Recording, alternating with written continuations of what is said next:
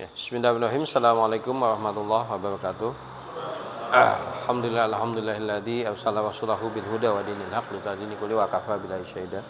Asyhadu an la ilaha illallah wahdahu la syarika la asyhadu anna Muhammadan abduhu wa rasuluhu nabiyya ba'd. Wa bi sahbi sadri wa yassir amri wa hlul 'uqdatam min lisani yafqahu qawli wa bizidna ilman wa zukna fahman wa amalan mutaqabbalan amin ya Allah rabbal alamin. Alhamdulillah kita bisa lanjut lagi kajian kita fikih muamalah. Kita ada di bagian yang membahas mengenai ijab kabul. Minggu kemarin kita sudah membahas 3 poin ya dari ijab kabul ini. Supaya tidak terlupa saya tuliskan ulang. Yang pertama adalah legalitas pelaku transaksi. Kita sudah membahas panjang lebar mengenai siapa yang berhak melakukan ijab kabul gitu ya. Yang kedua adalah bagaimana ketika transaksi itu terpaksa atau dipaksa. Kita juga sudah membahas panjang lebar mengenai mana yang memungkinkan, mana yang tidak memungkinkan, mana yang sah, mana yang tidak. Itu sudah kita bahas. Yang ketiga adalah qabul harus sejalan dengan ijab. Itu juga sudah kita bahas panjang lebar mengenai ijab kabul, seperti apa seharusnya ijab kabul yang terjadi. Ya. Ada poin berikutnya. Ya, poin berikutnya ini poin keempat. Ya. Jadi yang namanya ijab kabul itu seringkali kita dikatakan harus dilakukan dalam satu majelis.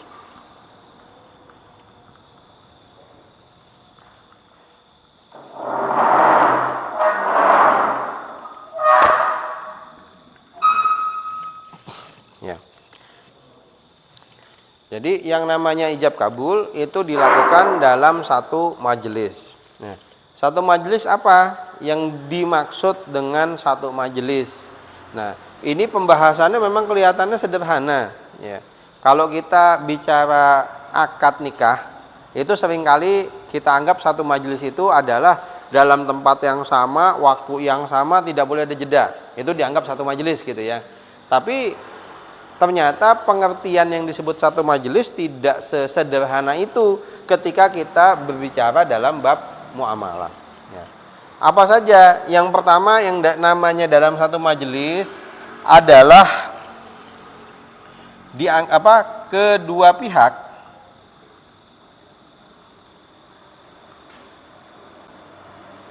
itu hadir. Tapi di sini ada ataunya, atau mengetahui.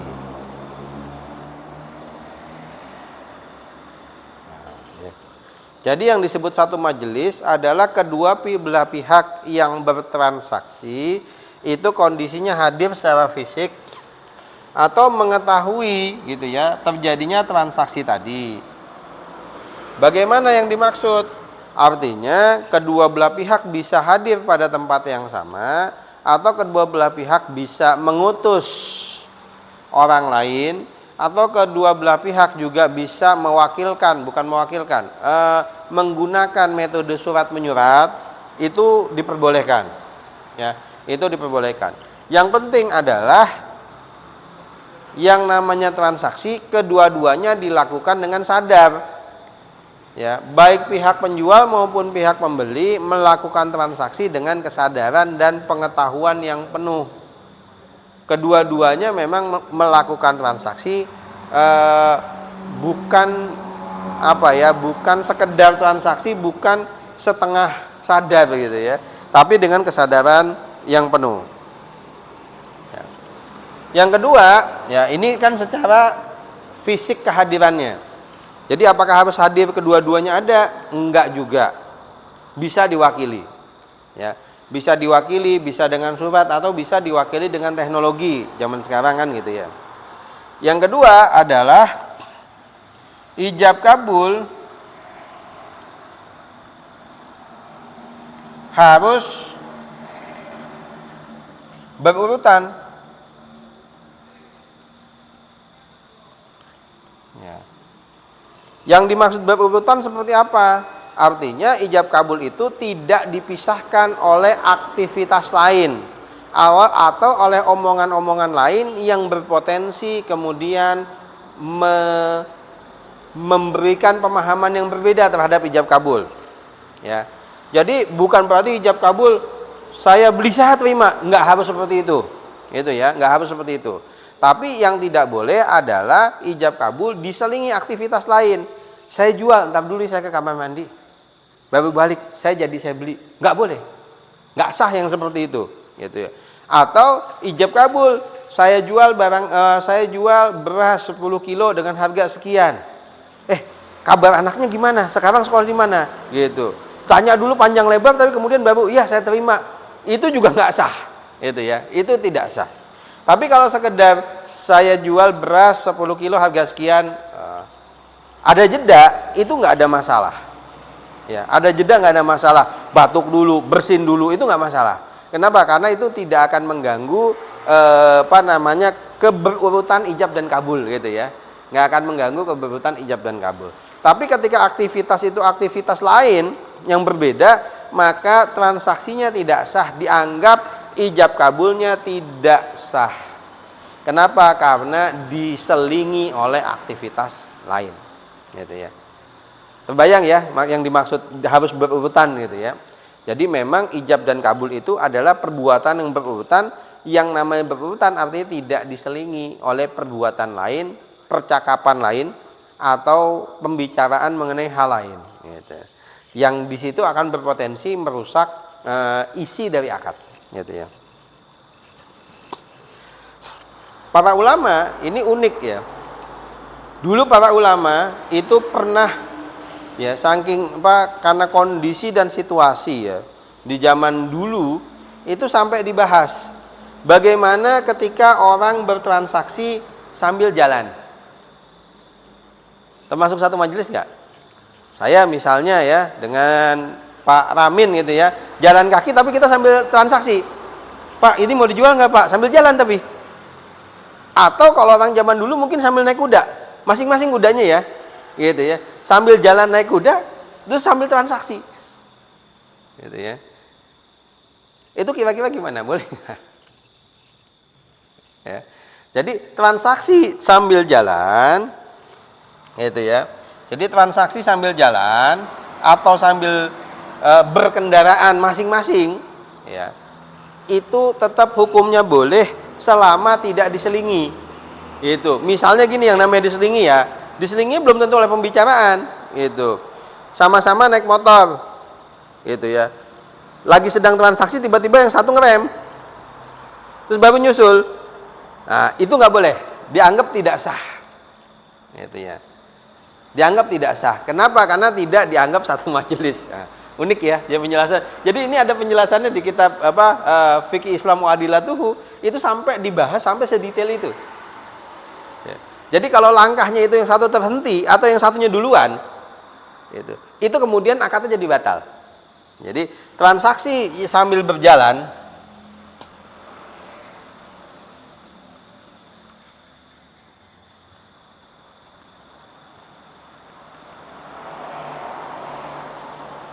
atau berkendaraan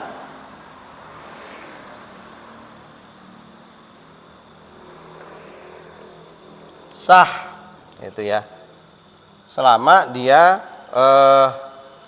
dilakukan langsung.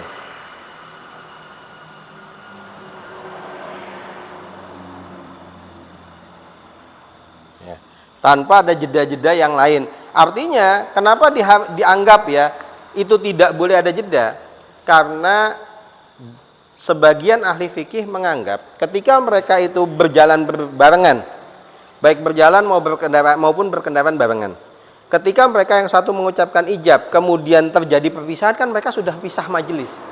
Nah, gitu ya, sudah pisah majelis. Artinya akad yang terjadi itu dianggap batal. Itu ya, baik jalan kaki maupun berkendaraan masing-masing. Jadi transaksinya itu nggak boleh sampai misah. Mereka kan yang namanya transaksi kan nggak mungkin yang satu di sini, yang satu di sana, kan nggak mungkin. Yang satu di sini, yang satu di sana juga nggak mungkin kan itu.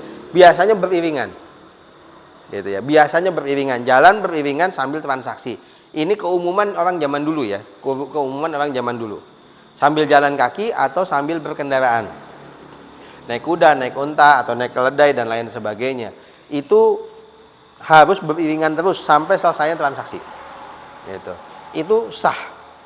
Nah, para ulama kemudian juga membahas lagi gimana transaksi Yang naik kendaraannya bareng. Ya, contoh ya, kalau zaman dulu naik ontanya berdua. Tapi di zaman modern mungkin kita naik bis, naik motor, naik mobil, naik pesawat, naik kereta. Itu boleh, malah itu jauh lebih mudah. Kenapa? Karena secara umum orang tidak terpisah, tidak mudah terpisah. Gitu ya, tidak mudah terpisah. Apalagi naik motor, gitu ya, nggak mungkin misah. Ya, nggak mungkin misah gitu ya. Kalau naik motor nggak mungkin misah. Jadi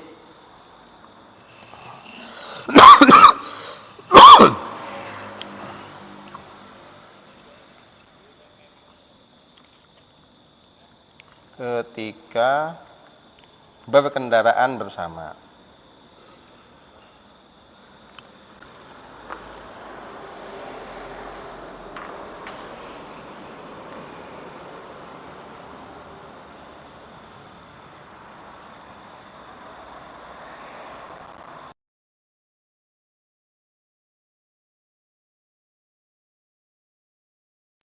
Saya contohnya kan di sini ya jelas ya, kayak misalnya naik bis, naik kereta,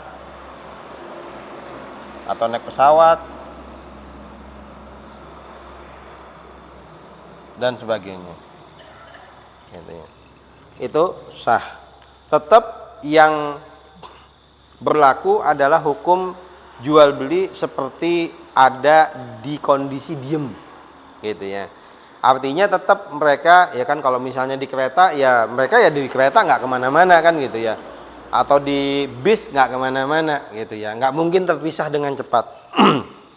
Artinya transaksi yang terjadi tetap dianggap sebagai transaksi dalam satu majelis, itu diperbolehkan. Transaksinya dianggap sah sesuai dengan kaidah transaksi tadi. Jadi sejalan itu dalam ijab kabul sejalan dan dilakukan dalam satu majelis. Dianggap satu majelis selama tidak terpisah. Ya, tidak terpisah orangnya, tidak diselingi aktivitas lain, tidak diselingi pembicaraan lain, gitu ya. Itu dianggap sah. Ya. Nah, ini ada bahasan yang unik ya, para ulama kemudian membahas ya. Ada transaksi, tapi salah satu pihaknya kemudian absen, nggak tahu.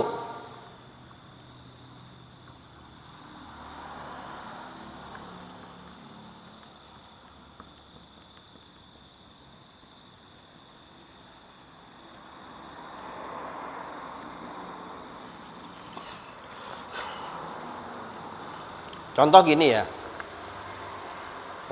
Contoh misalnya ada jual beli ya. Ada jual beli antara A ya dengan B. Ada ijab kabul. A menyatakan saya menjual motor saya seharga sekian. Tapi si B yang mau beli nggak tahu. Itu. Kemudian ada yang menyampaikan, Pak, itu tadi motornya dijual dengan harga sekian. Oh, kalau gitu saya terima. Sah nggak kira-kira? Nah, transaksi seperti ini, ketika ada salah satu pihak absen, kemudian baru dikasih tahu, ini transaksinya dianggap tidak sah karena ada jeda. Ya. Ketika transaksi ada jeda, yang di situ ada aktivitas lain. Ya, ini kan bukan dengan teknologi. Kalau dengan teknologi beda cerita gitu ya. Bisa langsung atau dengan surat ya, itu boleh gitu. Itu nggak ada masalah. Dengan surat itu boleh. Jadi dengan teknologi itu boleh, dengan surat boleh, dengan telepon juga boleh. Tapi ini tradisional. Jadi ada jeda untuk memberitahu kepada pihak yang satunya. Maka yang seperti ini tidak sah. Kenapa tidak sah? Karena ada jeda. Nah, ya, karena ada jeda. Padahal yang namanya jual beli ijab kabulnya syaratnya ini. Ya kan? Kedua belah pihak saling mengetahui. Yang satu taunya telat. Nah, jeda inilah yang kemudian dianggap tidak bisa masuk dalam satu majelis sehingga jual belinya gugur tidak sah. Gitu ya. Ya, jual belinya gugur tidak sah. Ada transaksi, jadi ada transaksi lain. Ya, dengan menggunakan wakil atau utusan.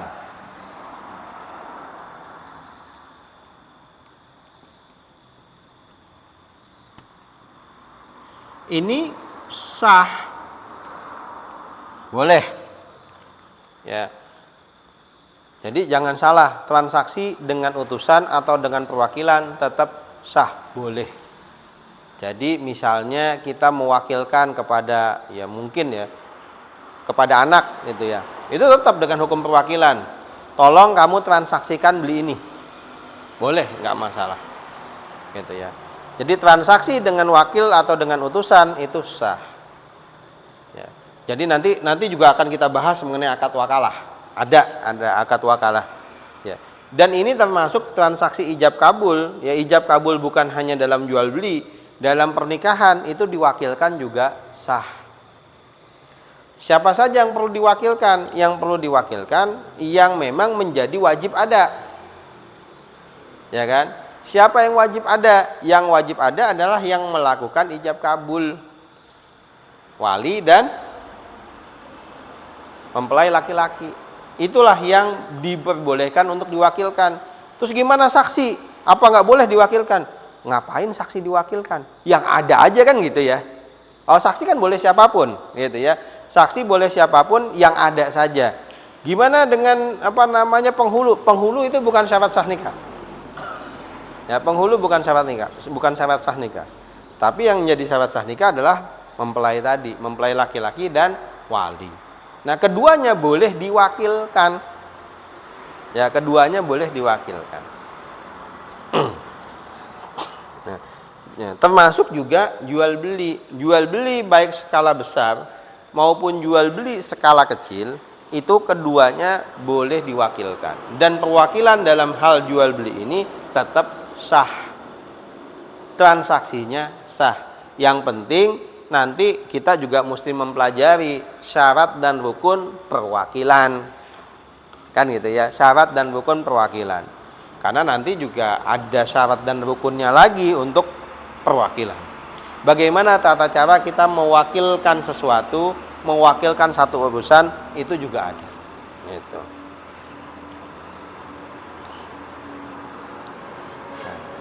Dan ini yang seringkali kemudian jadi pertanyaan ya. Kalau dalam istilah fikihnya transaksi dengan korespondensi.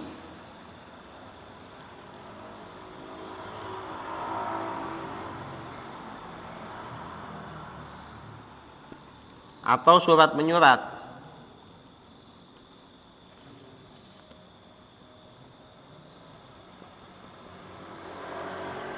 Ini juga sah. Ya. Jadi transaksi dengan korespondensi atau surat menyurat itu tetap sah, ya kan? Syaratnya apa? Syaratnya adalah bukan salah satu pihak yang menerima surat, ya, yang menerima surat. Jadi kan kalau ijab kabul kan nggak mungkin ijabnya itu langsung, kabulnya kemudian surat, itu nggak mungkin. Biasanya ijabnya yang surat, penawaran yang berbentuk surat, gitu ya. Jadi dianggap korespondensi itu kemudian menjadi sah ya, ketika memang ada penerimaan yang langsung, ketika memang sudah diterima surat tadi. Ya, ada penerimaan langsung yang diterima oleh surat tadi. Ya. Jadi transaksi dengan korespondensi itu juga boleh. Kalau sekarang kita jauh lebih mudah. Kenapa? Karena kita sekarang bisa bahasanya real time. Ya, real time artinya meskipun kita menggunakan surat menyurat, ya, menggunakan tulisan, tapi tulisan itu tanpa jeda. Ya, tanpa jeda artinya misalnya gini. Nah, ini kadang-kadang Jangan sampai salah pengertian ketika kita jualan barang ijab kabul dengan menggunakan tulisan. Chatting ya, chat ya. Misalnya di WA atau di Messenger lain gitu ya. Apakah kemudian ketika terjadi jeda waktu itu nggak boleh?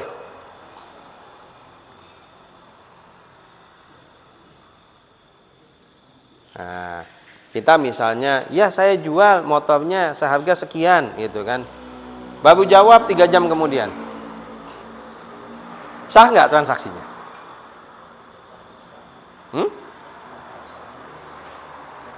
Ya. Transaksinya itu masuknya kepada transaksi yang bawah dengan korespondensi. Artinya dia tetap boleh dilakukan.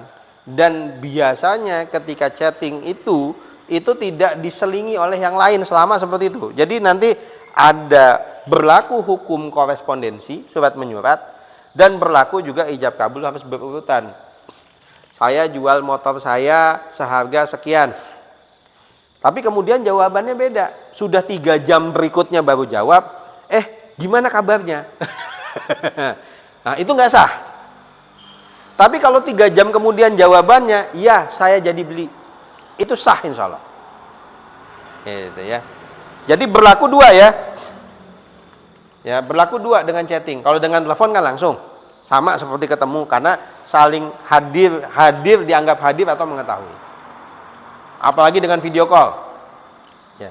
Meskipun memang di kalangan ulama terjadi perdebatan ya masalah keabsahannya. Tapi secara umum ketika kita menggunakan kaidah ini itu tetap sah. Ketika dalam bentuk tulisan, maka jeda waktu selama itu langsung dijawab secara berurutan itu boleh. Maka tidak sah ketika transaksi itu dilakukan di grup. Ya, nggak sah. Kenapa? Karena kan diselingi aktivitas lain. Kan gitu ya. Tapi kalau japri itu sama berlakunya adalah dengan surat menyurat dan dia tetap ada kewajiban untuk berurutan. Gitu. Jadi definisi transaksi harus dalam satu majelis ternyata panjang ya. Ya, di kitabnya sendiri kurang lebih dibahas sekitar 5 halaman lah. Ya, jadi berbagai hal yang terkait dengan transaksi dalam satu majelis.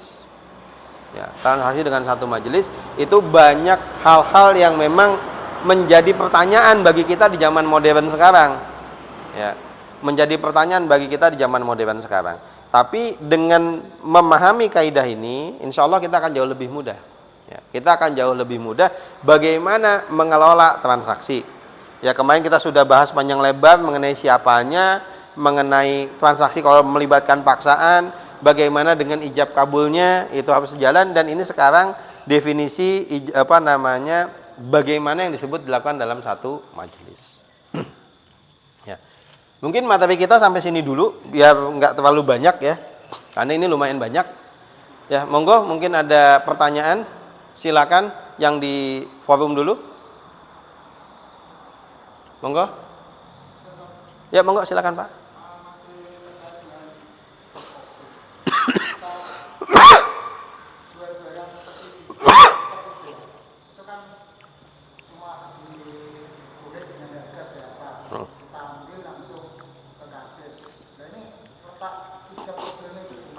Oke. Ya.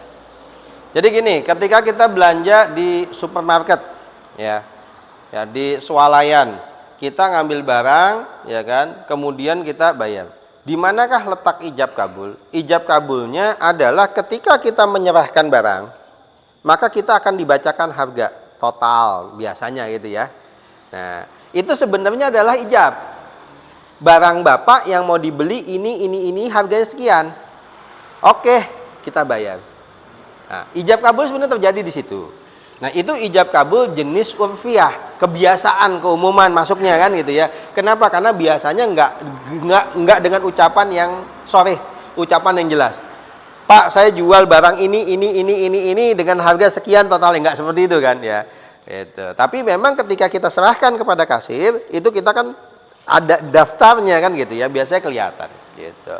Biasanya kelihatan paling enggak minimal kita dikasih tahu totalnya. Totalnya sekian. Itu sebenarnya adalah ijab. Mau enggak? Jadi enggak? Nah, kalau kita keluarkan uang, itu sebenarnya kabul kita.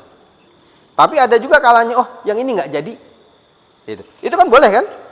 Nah, itu boleh, nggak ada masalah gitu ya. Jadi ijab kabul itu terjadi adalah ketika sudah dikasih, sudah dihitung. Nah, inilah sebenarnya ketika dihitung dan dikasih tahu ke kita totalnya, itulah ijab kabulnya. Penerimaan kita dengan cara kita ngasih uang, itu penerimaan kita, kabulnya kita. Gitu. Terjawab, Pak? Ya. Ya, silakan.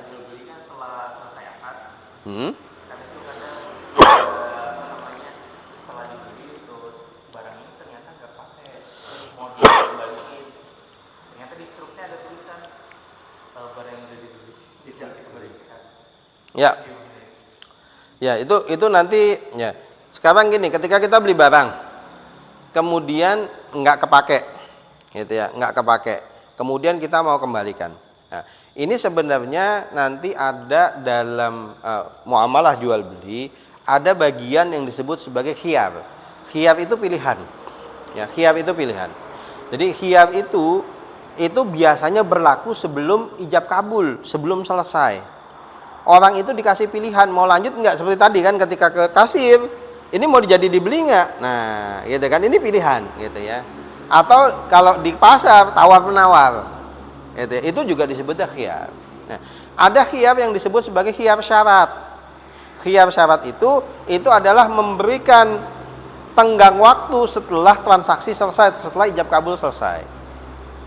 Nah, itu memang dengan syarat khusus kalau ijab kabul selesai. Secara umum barang ketika sudah dibeli ya sudah, itu menjadi milik ya. Meskipun kemarin sudah kita bahas sebenarnya boleh nggak akad itu kemudian dibatalkan. Nah, sebagian ulama menganggap akad itu boleh dibatalkan selama belum berpisah majelis gitu ya, belum berpisah majelis, kecuali dengan perjanjian tertentu gitu ya, kecuali dengan perjanjian tertentu. Kalau sudah berpisah majelis ya sudah selesai, putus gitu ya. Kalau nggak kepake, pertanyaannya ketika beli sadar nggak? Kan gitu ya. Jadi setelah dibeli ternyata nggak sadar, wah ini repot lagi gitu ya. Kalau dari awal ketika beli nggak sadar, memang akad jual beli nggak sah kan? Karena akad salah sah jual beli adalah yang membeli dalam kondisi kesadaran penuh ya, bukan dalam kondisi mabok, kondisi hilang akal dan lain sebagainya kan gitu ya. Tapi kalau dia beli sadar dan lain sebagainya kemudian ngerasa nggak kepake, ya bukan juga kewajiban si penjual gitu ya kalau itu sudah berpisah gitu. Maka biasanya memang umumnya toko-toko memberikan keterangan barang yang sudah dibeli tidak boleh dikembalikan. Tapi kan bukan berarti tidak ada garansi ya. Ketika ternyata sampai rumah ada cacat, ada kerusakan, kan tetap boleh kan, biasanya seperti itu. Tapi kalau barangnya normal sesuai dengan spesifikasi, sudah diakadkan dengan akad yang tepat, sudah selesai, sudah berpisah majelis, apalagi barangnya ternyata sudah sampai di rumah sudah 2-3 bulan, kemudian ngerasa nggak kepake. Ya. Nah, itu repot itu gitu ya. Kalau semua seperti itu bisa tekor nanti yang jual. Iya, nanti tiba-tiba 2 bulan 3 bulan ada ngembaliin. Sudah ngembaliin mintanya dengan harga yang sama lagi gitu ya. Waduh itu ya. Waduh. Nah, biasanya kalau untuk beberapa barang mereka ada ya tadi khiyar syarat, mereka ngasih tenggang waktu. Kalau nggak suka itu boleh dikembalikan, ada yang seperti itu. Tapi di Indonesia nggak umum. Ya, di Indonesia nggak umum. Kalau di luar negeri itu biasanya barang-barang teknologi, ya kayak handphone, laptop dan lain sebagainya. Itu aturan di sana itu pembeli dikasih waktu 14 hari. Sebelum 14 hari dan dia merasa itu tidak cocok, itu boleh dikembalikan. Gitu ya, boleh dikembalikan. Itu aturan di sana gitu ya. Tapi di Indonesia enggak ada aturan seperti itu. Ya. Maka aturannya ya kembali kepada transaksi secara umum. Ya, transaksi secara umum.